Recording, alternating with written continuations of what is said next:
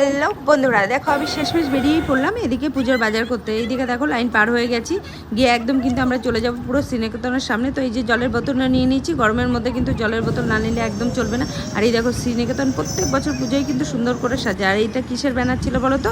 KNC দুর্গাপুজোর। তো দুর্গাপুজোরটা ওদের ক্লাবের পাশেই হয়, ওইদিকে ভেতরে। আর এই দেখো এদিকে শাড়ির হাট, কোটাক ব্যাংক সব হয়ে গেছে এই রাস্তাতে। আর দেখো কি জাম হরিতলা মোড়ে। তো এই যে চলে আসলাম বাজারে এসে অনেক ঘোরাঘুরি করে সাম্য এইটা নেবে, ওইটা নেবে, সেইটা নেবে, এইসব করতে করতে সাম্যর জন্য দুটো তিনটে জামা, সাম্যর বাবার জন্য কটা গেঞ্জি আর একটা হাফ প্যান্ট। তোমাদের দাদা বলেছে এবার পুজোয় যখন হাফ প্যান্ট কিনেছি হাফ প্যান্ট পরেই যাবো। আর এইদিকে দেখো এই ম্যাডামদের দেখে জামাটা নেবো ভেবেছিলাম, আর নেওয়া হলো না। দাম দেখে একদম চোখ চড়ক গাছে উঠে গেছে।